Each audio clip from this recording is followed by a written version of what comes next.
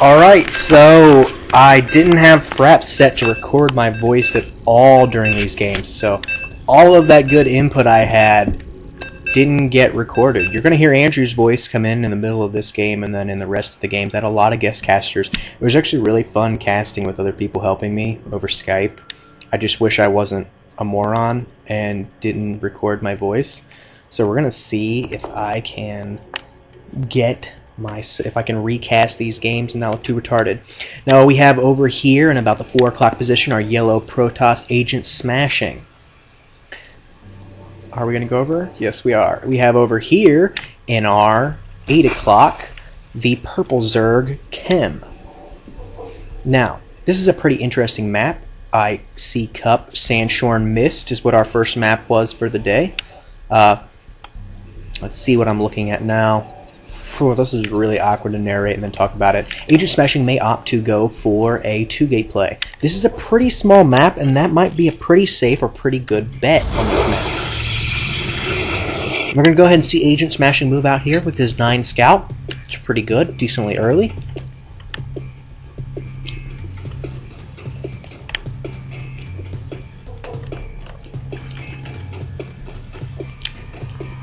Kem. Let's see. I really want to get this full screen. How do I get this full screen? Alt plus Enter. I can't full screen. This is so terrible. I can't full screen while I'm trying to narrate, so I really don't know what I'm looking at. I don't know the results of these matches though, and let's see if I can get any good input. I guarantee this is not going to be as good of input as it was the first time. Which is, I'm sorry guys, but I screwed up. You can blame me. I'm talking about the map here. I'm saying there's just a little ledge here, which would be perfect for a proxy pylon. It has those little line of sight blockers on the top. It's really kind of unnecessary in general for the map. I also kind of got some complaints about the map since we're not doing the ladder pool. You guys aren't used to these maps. You don't like them. I get complaints in both the series actually about the map pool. You know, I did give you guys the map pool so you could always, you know, look at these maps before you have to play. I do post the map pool, you know. But I will go ahead. I will make next week's all ladder maps. What we do see here is that AgentSmashing went for a double gas steal, not one, not two, a double gas steal. So this is really going to force Kem into some Zergling heavy play at the beginning. He's not going to be able to get any gas or roaches or anything. What I would have done, I wouldn't have got that spawning pool. I would have gone ahead and got another hatchery. You know, you might as well. He did a double gas steal. You don't need a spawning pool, but you know, it would have it leads into this 2-gate here, which would have been really strong if you hadn't got that spawning pool early. But you're going to have a lot of leftover minerals. It looks like Kem already has 300 minerals. I think Kem explode already though. He needs to make sure he's being good on spending those minerals. The food count is extremely blurry. It's hard for me to see what's going on. If I could turn down the volume. I'll just turn. There we go. Okay.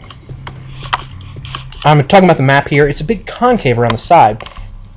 So if you look at the expos, which I just talked about this 30 seconds ago, if you looked at the expos, there's a little ramp into your main. Then your second expo has a large ramp going into it, but it's really close to your main.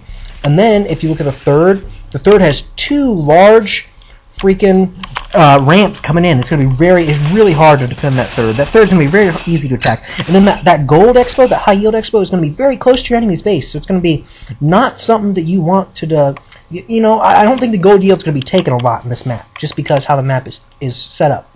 And if you look, I'm pointing now, the reinforcement path is really long from your base, even if you do take the one that's close to your base. You have to walk all the way around to get to it. So I don't think we're going to see the high yield taken in any of these games. We see AgentSmashing opted for this 2-gate, but he's not pushing out with it. And then he's going ahead and getting a Forge and a Cybernetics core. I think the Forge, it's not indicative of his skill. I was wondering if he was going to go Forge Fast Expand while he did this. But what I did notice in this game, again, already knowing what happened in the game, you got that Forge really early, and then you didn't use it for a long time.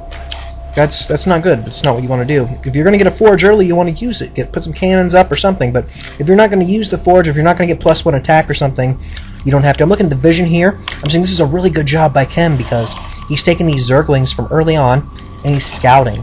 And since he sees that, you know, there isn't really an attack coming, well, you could have tricked him into not seeing that there was an attack and then attacked him.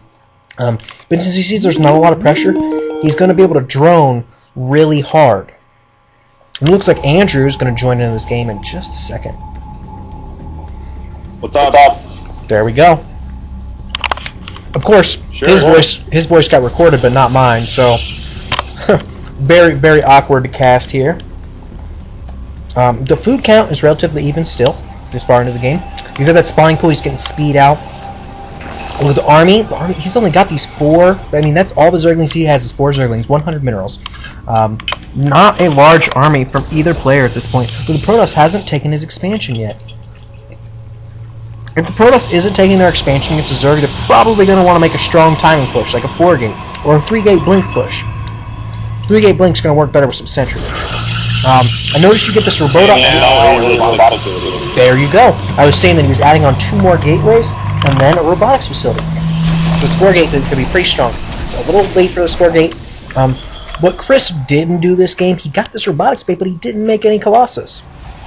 Colossus is like really hard against Zerg, especially against Zergling heavy, because once you get like 4 or 5 Colossus, they will melt Zergling. Zergling are no longer useful against that many. You can see he has a lot of Zerglings, so he's not going to attack, but he's going to be safe from any attacks. And then you can see here I'm pointing at the minerals, so I'm assuming I'm talking about the fact that Kem is already banking like 1,000 minerals.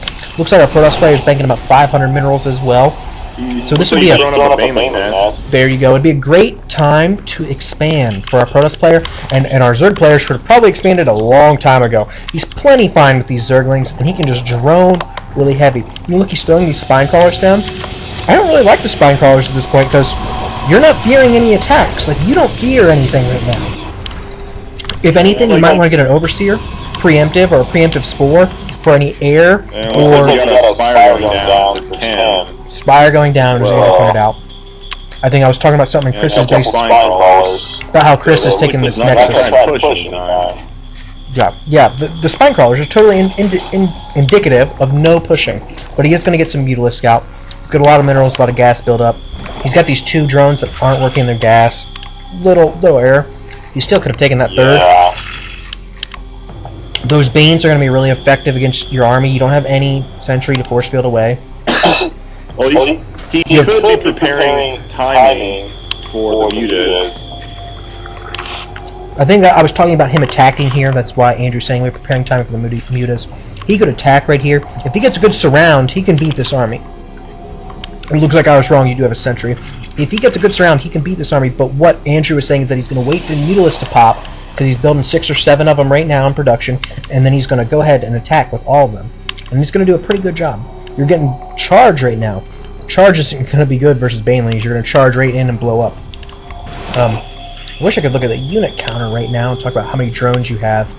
Kem did pretty good job on droning. He doesn't drone that much normally, but he did this game. You let him drone really hard.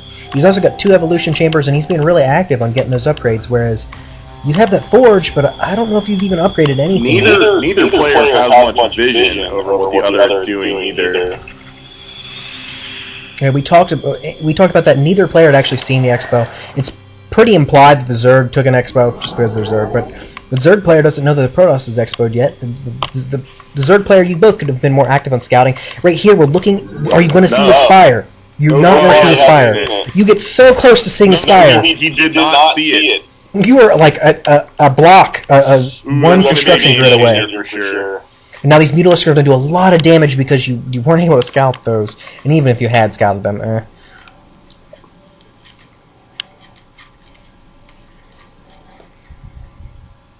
You are now getting the +1 upgrade, which is good, but it's 10, 15, 14 minutes into the game.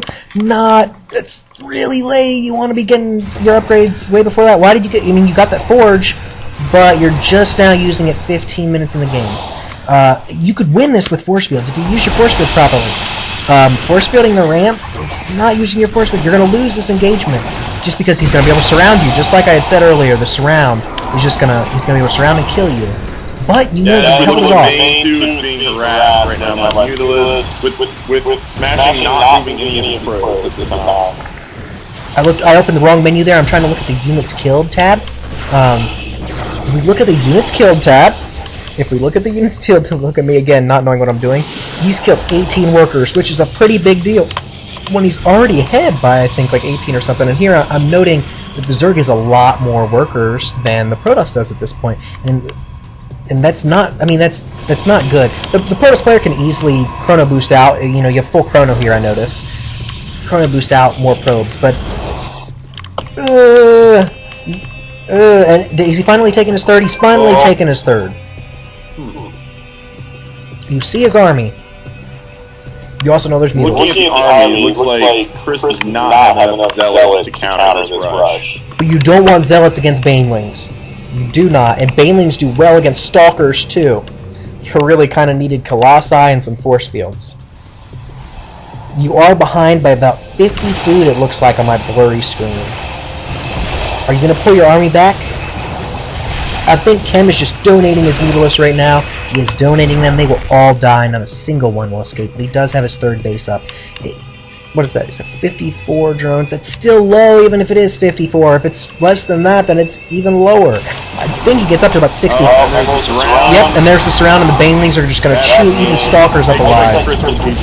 Yeah, that's going to have to be the game there, simply because surrounded Zerglings do so much damage, and those banelings with their splash damage do a lot of damage if your units are clumped up like that. You just didn't make enough workers, and you maybe had the wrong unit composition. Ooh. A little bit angry, I think. Yeah. No GG. That could be true. I think I said here that he knows it's a friendly StarCraft league, so he didn't GG.